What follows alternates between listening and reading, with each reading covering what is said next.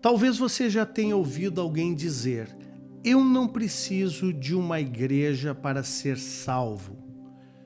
É verdade, a salvação não vem por frequentar um prédio. Mas a Bíblia é clara, a vida cristã não existe de forma isolada.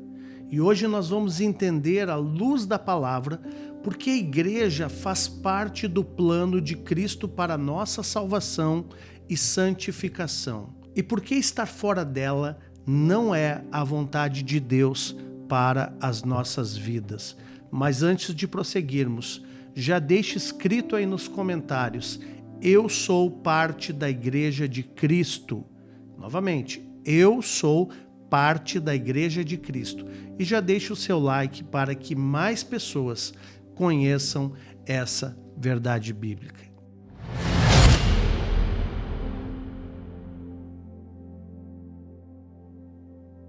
A palavra de Deus nos diz na carta aos Hebreus, no capítulo 10, no verso 25, não deixemos de congregar-nos, como é costume de alguns. Antes, façamos admoestações, e tanto mais quanto vedes que o dia se aproxima. Que dia é esse? É o dia do Senhor. É o dia da visitação, é o dia do arrebatamento, é o dia... Profeticamente tem muitas interpretações, mas quando se fala em dia com letra maiúscula, se fala o dia do Senhor, o dia que o Senhor vem para definir, o dia decisivo, né? Então, o autor de Hebreus está dizendo para nós, através da palavra de Deus aqui, não deixemos de congregar-nos. Aqui é um comando: olha, não deixe de estar na congregação dos santos, que é a igreja do Senhor. Não fique fora da igreja, como é costume de alguns. Ou seja, tem pessoas que estão mal acostumadas e acham que não precisam da igreja. Essas pessoas, infelizmente, estão morrendo na sua fé dia após dia, porque é no corpo de Cristo que nós vamos nos fortalecer. E os dons e ministérios se manifestam no corpo para edificação.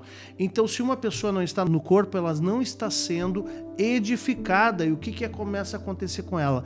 Ela começa a esfriar. Então, amados, a salvação é dom gratuito de Deus. A palavra diz que a salvação é pela graça, mediante a fé. Então, há uma graça que nos salva e nós viabilizamos o acesso, ela é viabilizada pela fé. Então, eu acesso essa salvação que a graça me disponibiliza pela fé.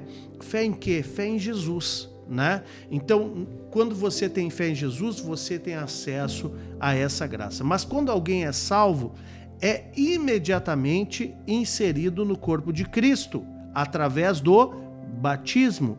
E esse corpo se manifesta na igreja do Senhor, que se reúne fisicamente na comunhão dos santos, tanto nos cultos como nas células, nas casas, como a palavra diz sobre a igreja de Atos, que o evangelho era pregado no templo e nas casas. Então, Jesus não morreu apenas para salvar pessoas, mas para formar uma família, um povo santo, uma noiva, né? O corpo de Cristo. E a Bíblia diz que ele vem para buscar quem? A sua igreja. Então, como eu posso subir com Cristo no arrebatamento que ele virá sobre as nuvens, se eu não faço parte da igreja do Senhor? Então, se eu faço parte da igreja do Senhor, eu preciso estar na comunhão do corpo de Cristo. Então, por isso, amados, viver afastado do corpo de Cristo é viver fora do padrão que o próprio Senhor Jesus estabeleceu. Esses dias uma pessoa me disse que ela não fazia parte de nenhuma igreja porque ela era que nem Jesus, porque Jesus também não fazia parte de nenhuma igreja. Queridos, Jesus é o fundador da igreja de Atos. Jesus é o fundador, ele é o marco zero dessa igreja, né? Mas ele estava, assim, formando discípulos que estruturaram essa igreja. Então, assim, existe tanta heresia por aí, existe tanto pensamento equivocado e, infelizmente, hoje há um movimento dos desigrejados, ou seja, pessoas que falam abertamente, olha, eu não preciso estar na igreja. Então, elas têm o momento delas com Deus, mas elas não querem se envolver com ninguém, não querem estar próximas de ninguém. Isso não é bíblico. A Bíblia diz claramente, não deixe de congregar, não fique fora da comunhão do corpo de Cristo. Esteja na igreja congregando, independente da igreja que for, esteja. Se lá a igreja é saudável, é pregada a palavra de Deus, você vê que a liberdade para o Espírito de Deus, permaneça lá e fique na comunhão. Agora o problema é que muitas pessoas, muitas vezes se ferem por divergências, porque são muito analíticas, ou não concordo com isso, não concordo com aquilo. Gente, nada disso é justificativo para você não estar congregando. Você vai conviver com pessoas que muitas vezes vão falhar. Eu sempre digo para os meus discípulos, eu sou falho, eu sou uma pessoa falha. Então, se você quer andar comigo, pode saber que algum dia você vai ver alguma falha minha e eu posso falhar até com a pessoa, porque eu sou homem. Eu não sou perfeito, mas estou buscando viver a mensagem perfeita e viver a palavra de Deus, que é perfeita. Então, queridos, em qualquer igreja, já falei aqui em outro vídeo, é uma brincadeira que se faz, que toda igreja tem problema e avisos. Então, se a tua igreja tem problemas e tem avisos, muito provavelmente a tua igreja é uma igreja normal. É uma igreja normal. Agora, se ela tem também palavra de Deus, se ela tem também comunhão, se ela vive como a igreja de Atos vivia, ela é uma igreja saudável. Então, permaneça na igreja e de maneira nenhuma se afaste dela, em nome de Jesus. Pai, abre os nossos olhos para compreender o valor da noiva de Cristo, do corpo de Cristo que é a igreja. Nós não estamos falando da instituição. Embora, Senhor, nós saibamos que a igreja de Jesus se reúne em templos, em prédios, e tem estruturas físicas para acolher essa família chamada família da fé. Mas nós sabemos que essa igreja é espiritual e ela se manifesta no link, na comunhão uns com os outros. Por isso, Pai, que de maneira nenhuma nós estejamos com a comunhão quebrada com o corpo de Cristo e distantes da noiva do Senhor, distantes da igreja do Senhor, porque esse é o padrão que Cristo estabeleceu. Nós precisamos estar ligados uns aos outros e congregando em amor, em nome de Jesus. Amém e amém. Amados, quando Jesus subiu aos céus, quando ele ressuscita e ele vai aos céus, está ali em Atos 1, ali haviam em torno de 120 discípulos. Jesus trabalhou e fez um discipulado assim de um grande investimento na vida de 12 homens. Mas aqueles não eram os únicos discípulos de Jesus. Haviam mais discípulos e provavelmente já eram aqueles que eram cuidados também por esses 12 de Jesus. E nós vemos que quando Jesus, então, ele vai aos céus, fica ali 120 discípulos. Agora eu quero que você pense nos primeiros cristãos, então, ali em Atos 2, quando vem o Espírito Santo, milhares de pessoas se convertem através de uma pregação de Pedro. E nós vemos que essas pessoas que se convertem, elas são batizadas, elas creem em Jesus. Elas não voltam para suas casas e decidem, não, agora eu vou acompanhar pelo YouTube, aí qualquer canal que tem um pregador. Não, não tinha nada disso na época. Pelo contrário, eu não tenho nada contra a internet. Aqui mesmo estou na internet pregando o evangelho e também a igreja que eu pastoreio, que é a Nexus, também tem transmissão ao vivo dos cultos, não tenho nada contra isso. Eu acho que a internet é um território a ser conquistado pela igreja do Senhor para que o evangelho chegue a todas as nações da terra. Porém, nós não podemos entrar num comodismo, e aqueles irmãos que se converteram lá na igreja de Atos 2, nós vemos que eles não caminharam sozinhos, pelo contrário, no versículo 42, a palavra fala claramente que eles perseveravam na doutrina dos apóstolos, ou seja, eles estavam debaixo de ensino, eles perseveravam também na comunhão. E aqui está claro para nós que a comunhão não é algo que é, às vezes, tão fácil permanecer num lugar que muitas vezes a gente se depara com falhas, que a gente se depara com limites de outras pessoas, às vezes até limites da nossa liderança.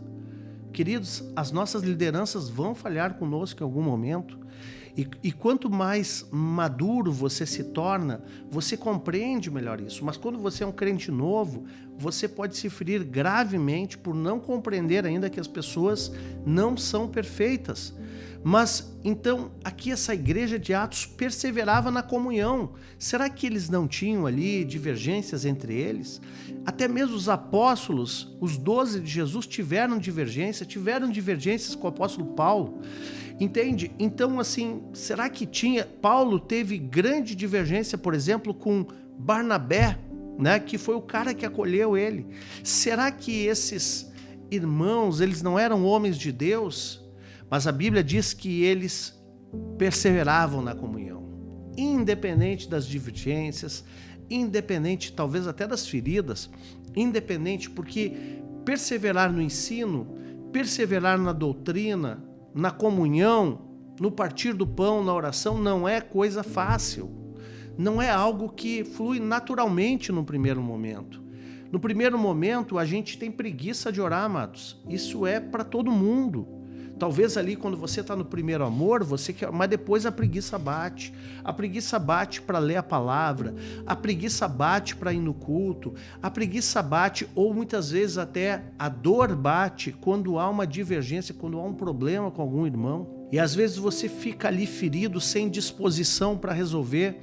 Só que assim, a Bíblia diz aqui que eles perseveravam. Então quer dizer que quando você persevera em alguma coisa, é algo que não é assim tão fácil, né? Por exemplo, você está perseverando numa dieta. Puxa vida, perseverar numa dieta é difícil.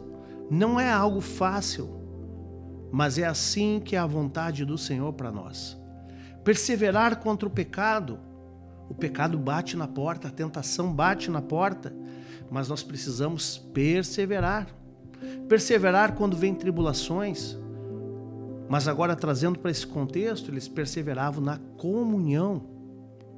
Então a comunhão também não é algo que no primeiro momento tudo dá certo.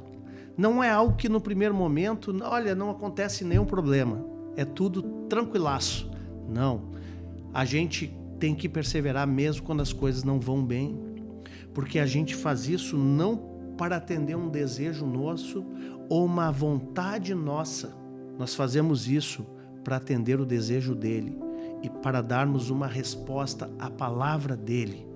Então, queridos, permaneça na comunhão, não saia da comunhão, porque é ali que o Senhor ordena a sua bênção. Eu falei isso em outro vídeo, mas vou repetir aqui. É ali que o Senhor ordena a sua bênção e a vida para sempre.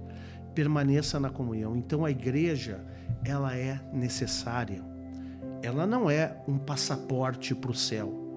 O passaporte para o céu é a graça de Cristo, que é viabilizada pela tua fé. Mas a igreja faz parte do plano de Cristo para que nós não nos percamos aqui na terra e para que nós de fato sejamos edificados até a nossa fé ser consumada. A Bíblia diz que Ele é o autor e consumador da nossa fé. O que é o consumador da nossa fé?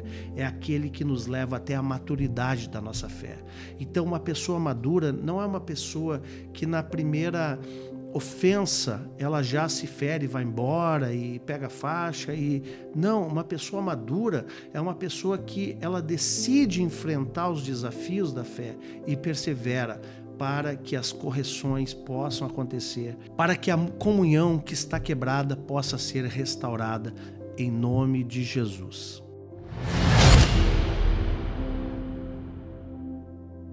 Então eu quero frisar aqui 3 pontos para que você entenda, 3 pontos práticos, para que você entenda a importância de estar na igreja e não caia no engano dessa conversa de desigrejados. Certa vez eu vi uma pessoa falando também assim: puxa vida, eu queria convidar fulano e outro fulano para tal projeto, mas eles estão todos igrejados, como se eles estivessem no lugar errado. Não, queridos, eu sei que existem alguns projetos para-eclesiásticos que são bons, alguns nem tanto, mas independente se você tem um projeto para-eclesiástico para o reino, mesmo assim você precisa estar congregando e debaixo da bênção do seu pastor. Isso é princípio bíblico. Então aqui vão os 3 conselhos, 3 pontos práticos para você entender a importância da igreja na sua vida. Primeiro, receba a salvação pela graça. Ela não vem da igreja, ela vem somente de Cristo. A igreja não é passaporte para o céu. Novamente eu repito isso. A igreja é aquela pessoa que vai te manter no caminho, vai te ajudar como ferramenta de Deus para te manter no caminho de Cristo. E o Espírito Santo ali também te convencendo. Se você for orar sobre isso que eu estou falando hoje, eu tenho certeza que o Espírito Santo vai te dizer, não fique em casa, vá para uma igreja. O segundo conselho é: entenda que a igreja é a noiva de Cristo, que ele mesmo disse que vem buscar. Não há cristianismo isolado no Novo Testamento. Nem Jesus andou sozinho. Então, a Bíblia diz lá em Provérbios 18, aquele que anda sozinho busca os seus próprios interesses e se insurge contra a verdadeira sabedoria. Então você quer ser sábio, busque os interesses dele, não ande sozinho. E andar na comunhão é interesse do Senhor para as nossas vidas. E o terceiro conselho é: comprometa-se com a tua igreja, comprometa-se com o teu pastor, com a tua congregação local. É onde você é cuidado, ensinado, é onde você é usado por Deus também para servir os irmãos. Comprometa-se, nem tudo será perfeito, mas tenha em mente que mesmo quando os desafios aparecerem, você está ali, porque essa é a vontade do Senhor para a tua vida. E quando nós decidimos viver a nossa fé integralmente, nós também entendemos que nós precisamos, primeiramente, fazer a vontade dele e não a nossa. Querido, se você está afastado da comunhão da igreja, eu quero te desafiar nessa hora a orar, pedindo direção para se reconectar. E eu quero orar contigo sobre isso, mas antes disso, escreva aí nos comentários: eu quero viver como parte da noiva de Cristo. Não seja alguém isolado, seja noiva. Ele vem buscar a sua noiva. Não seja como a virgem imprudente que deixou o óleo apagar, que não cuidou da sua lâmpada. A igreja do Senhor, ela tem a ferramenta de nos ajudar a manter a nossa fé viva, através da palavra, através da comunhão, através da oração, através do ensino para as nossas vidas. Amém, queridos? Vamos orar. Pai, em nome de Jesus, eu oro por todos aqueles agora, principalmente, especificamente, aqueles que estão desigrejados.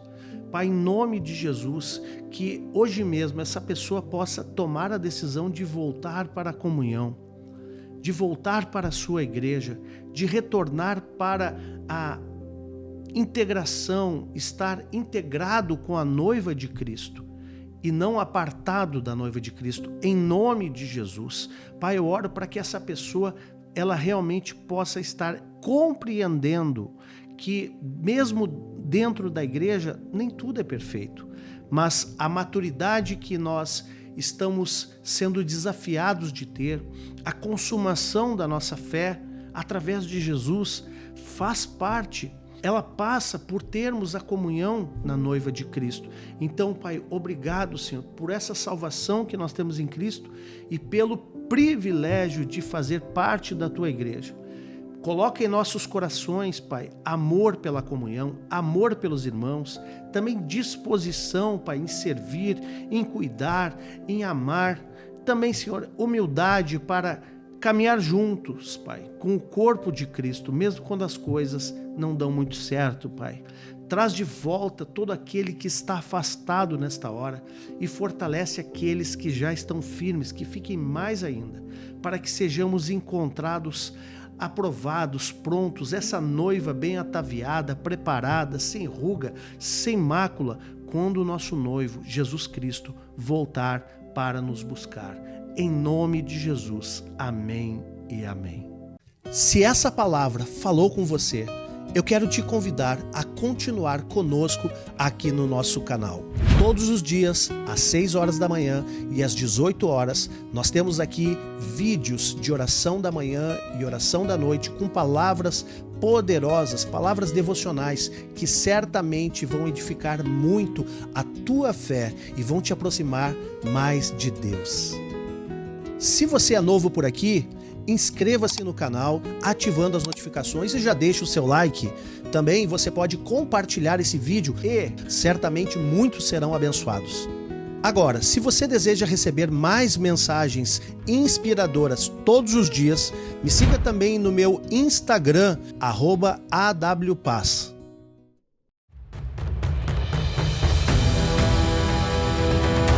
Aqui na Nexus, nós somos uma família espiritual que acredita na transformação de vidas através da palavra de Deus.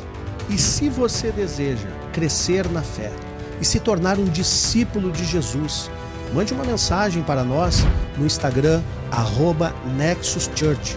Será uma grande alegria nós te conhecermos e caminharmos juntos nesse propósito. E também, se você deseja conhecer mais sobre o nosso ministério e até mesmo contribuir com a nossa missão, eu vou deixar aqui o nosso site www.nexuschurch.com.br e também a nossa chave Pix para contribuições. Contribua @nexuschurch.com.br e que o nosso Deus abençoe poderosamente toda a tua semente. Antes de finalizar, eu ainda quero te recomendar esse vídeo que está aparecendo aqui na tela. Eu tenho certeza que ele vai ser poderoso no crescimento da tua fé e você será grandemente abençoado. Que Deus te abençoe poderosamente. Até o próximo vídeo.